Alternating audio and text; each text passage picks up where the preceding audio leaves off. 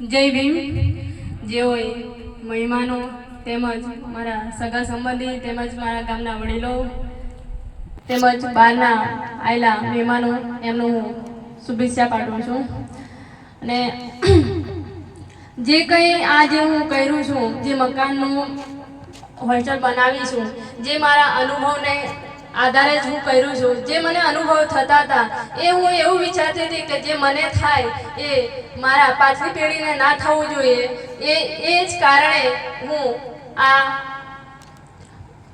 બહેનોને ભાઈઓને રોજગાર મળી રહે એ માટેનું જ હું આ કર્યું છું. ને બીજું કે મેં પણ ખુદ મજૂરી કરતી હતી ત્યારે મને એવા અનુભવ થતા હતા કે ક્યાં સુધી આ મજૂરી કરવાની. અને મોટા ભાગે કેવું 10મા ધોરણે ફેલ પડે કે 12મા ધોરણે ફેલ પડે તો બસ મજૂરી જ કરવા જતા. એનાથી જ મને એવો અનુભવ થયો કે જો હું આ મજૂરી કરી રહી છું એવા જ જે લોકો જે ફેલ થશે એમને પણ આ જ કરવું પડશે. તો મને એવું લાગ્યું હતું કે ના, કે મારે કંઈક કરવું જોઈએ.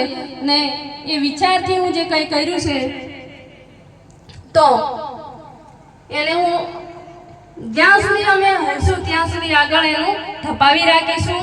અને બસ હું મારી વાત આટલી જ વિરામ કરું છું. જય ભીમ. પાયલબેન મંચસ પર બિરાજમાન થશે તો ખરેખર આવડા આપવાનું છે. તમે વચ્ચે ઉભા રહો. તો એવા સુંદર વિચારોમાં તો મંચસ પર બિરાજમાન નામે અનામે તમામ જે અતિથિ પધાર્યા છે કે પાયલબેન ખરેખર સ્વાગત થવું જોઈએ કે ના થવું જોઈએ? થવું જોઈએ ને.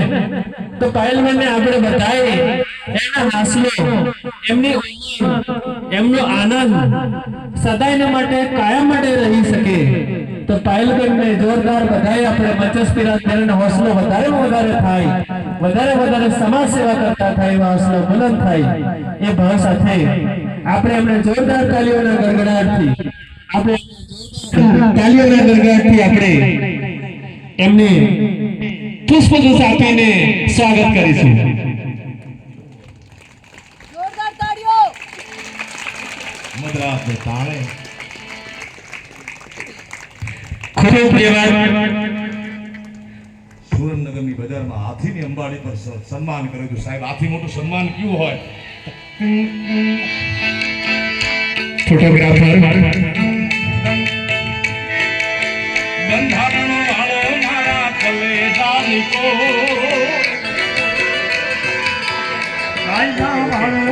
આજે ડોક્ટર બાબા સાહેબ આંબેડકરની જન્મ જયંતિ નિમિત્તે પાયલબેનને એક સ્ટેચ્યુ અને એમની મૂર્તિ અને એમનું અર્પણ કર્યું છે.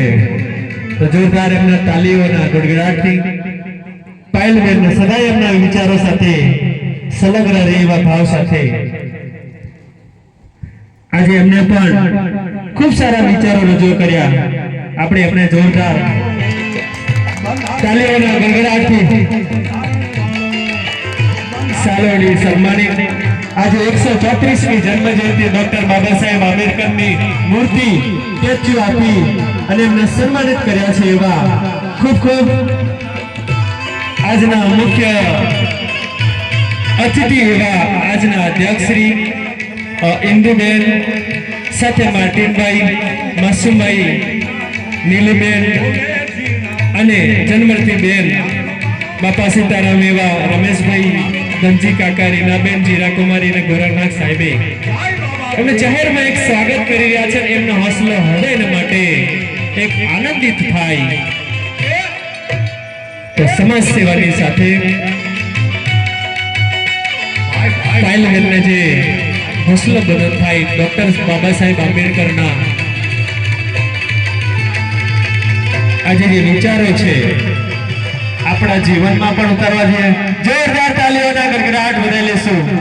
ડોક્ટર બાબા સાહેબ આંબેડકર કી જય.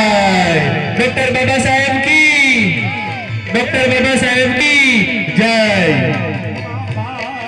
ખૂબ ધન્યવાદ. આજે તો આપણે એમાં કેમ ભાગીદાર ના બની? એક સમાજ સેવા કરી શકતા હોય તો આપણે કેમ ના કરી શકીએ? તો આજે પણ